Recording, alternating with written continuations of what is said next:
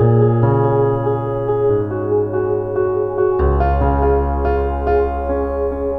personnellement, je pensais que c'était pas faisable, parce que quand on a fait la démarche, on a forcément regardé un peu ce qui se faisait, ce qui était techniquement possible, etc.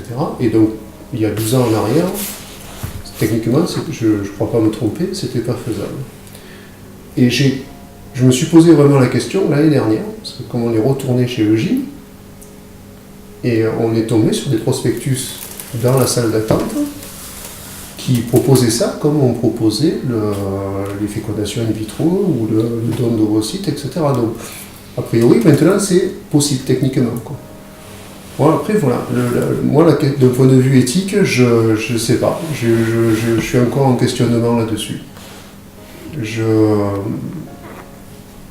On discutait tout à l'heure de la carrière. Est-ce qu'on fait carrière? Est-ce qu'on fait un enfant? Est-ce qu'on peut gérer les deux ensemble?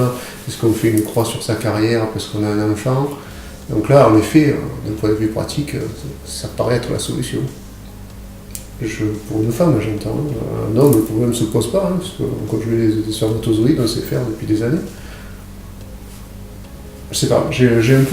Moi, personnellement, j'ai pas de position tranchée sur la question. J'ai du mal à me projeter là-dessus. Alors, est-ce que c'est parce que je suis un homme et que le problème ne se pose pas pour moi?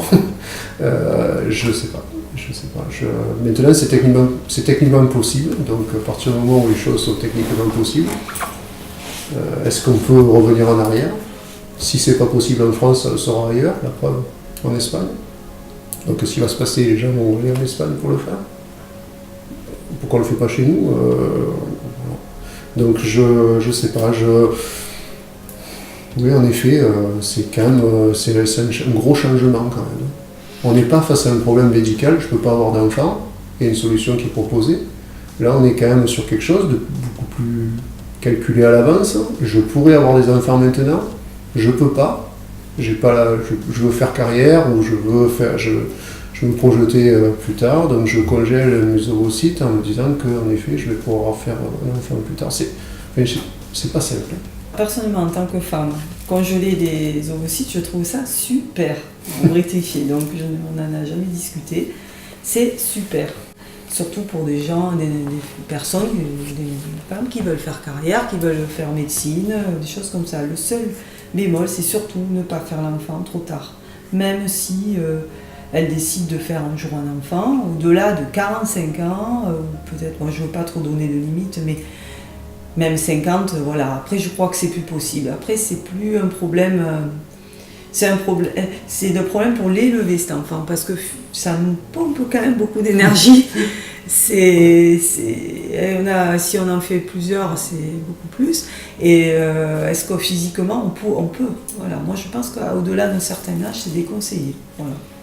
C'est que personnel, mais c'est super. Alors, congeler les ovocytes, si j'avais pu le faire, si j'avais pu savoir les problèmes que j'allais rencontrer, et si j'avais pu le faire, je l'aurais fait. Mais déjà, il faut informer les filles qui font des études, leur expliquer qu'à partir d'un certain âge, la fertilité diminue. Il faut déjà informer, faire une campagne d'information, qu'elles soient au courant qu'elles peuvent congeler les ovocytes, et auquel cas, pour moi, c'est tout à fait envisageable. C'est très très bien, au contraire.